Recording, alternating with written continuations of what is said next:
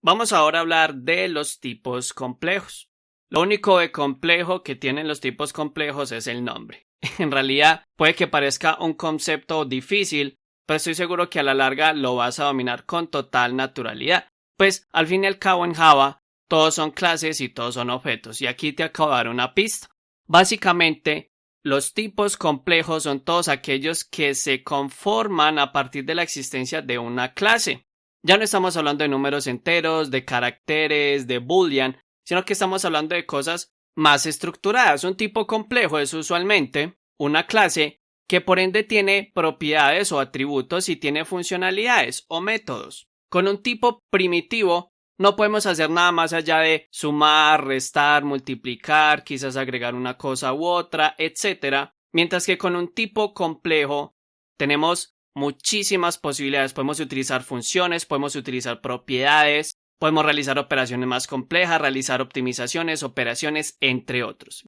Y existe algo que se conoce como tipos wrapper o digámoslo envoltorio, que son como una especie de tipo primitivo con superpoderes. O es básicamente la manera en la que Java convirtió los tipos primitivos en tipos complejos, facilitándonos más posibilidades. Vamos a ver el código que teníamos de la clase anterior. Voy a copiar simplemente este pedazo y vamos a crear una nueva clase. Sí, de hecho, un mismo proyecto puede tener todas las clases que necesitemos y vamos a llamarla tipos complejos. Y ya la hemos creado. Voy a agregar aquí los comentarios que teníamos de la clase anterior, pero vamos a hacer unos cambios.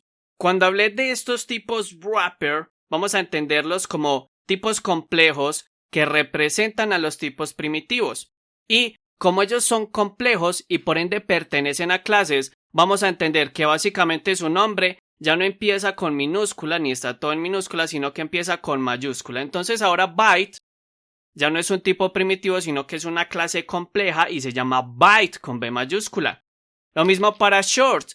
Y podríamos decir que lo mismo para int, pero no del todo. Ahora para int, la clase wrapper o la clase compleja que lo representa se llama integer. Luego para long seguimos la misma lógica, se llama long con L mayúscula, lo mismo para float, para double y para char una vez más ya no es char sino character. Y finalmente, pero no menos importante, tenemos a boolean que su nombre de clase también empieza con B mayúscula. Ahora, seguramente te estarás preguntando, ¿por qué existen los dos y entonces cuándo usar uno u otro? Pues bien, ambos existen porque como mencioné, los tipos complejos, en este caso las que estamos viendo aquí, nos dan acceso a muchas más funcionalidades. Por ejemplo, vamos a crear el método main.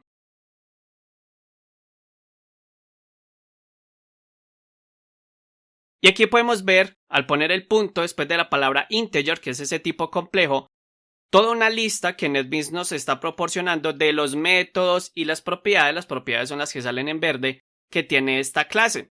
Esto nos va a facilitar mucho la vida, pero esto no quiere decir que los debamos usar siempre. Vamos a utilizar las clases complejas o wrapper que representan los tipos primitivos única y exclusivamente cuando sea necesario. Es decir, si solo tienes que dividir dos números enteros o sumarlos, etc., pues no vas a necesitar los objetos o los tipos complejos que lo representan. Pues de hecho eso antes complicaría un poco más las cosas. Simplemente operas con los tipos primitivos. Sin embargo, si lo que necesitas hacer es tomar un entero, convertirlo en un string, no sé, o convertirlo en un float, o obtener el tamaño máximo que puede tener un entero, etc., pues posiblemente esto lo puedas hacer de una manera más sencilla por medio de la clase wrapper de integer o de float o de double o de character, boolean, etc. Finalmente, tengo que aclarar que estos 8 tipos que tenemos aquí no son todos los tipos complejos. De hecho, existe una cantidad infinita de tipos complejos. ¿Recuerdas, por ejemplo, la clase system que utilizamos para imprimir? Pues bien, la clase system es un tipo complejo de Java. De hecho, el atributo out de la clase system, si nos fijamos acá, es de tipo printStream, que es también un tipo complejo. ¿Por qué? Porque pertenece a una clase. Y la cosa no termina ahí. Ni siquiera las clases que vienen con Java son suficientes. Tú, y como veremos a lo largo del curso, puedes crear tus propias clases. De hecho, ya las has creado. Y esas también son tipos complejos y tienen métodos como el método main. Y pueden tener atributos como vamos a ver más adelante. Y por supuesto pueden tener muchos más métodos además del main. Y pueden tener una cantidad de cosas enorme, por eso se les llama complejos, no porque sean difíciles, sino porque son estructuras más completas que tienen una cantidad de funcionalidades y propiedades mucho más compleja que la de un tipo primitivo. Entonces, podemos aplicar la siguiente lógica. Como en Java todos son clases y objetos prácticamente, podríamos decir que todo lo que no sean tipos primitivos, como vimos en la clase anterior, es decir, todos estos, son entonces tipos complejos, los cuales tienen propiedades o atributos y tienen funciones o métodos, como se les llama. Y que existe una manera entonces de convertir los tipos primitivos que vimos anteriormente a tipos complejos agregándoles funcionalidades y atributos muy interesantes,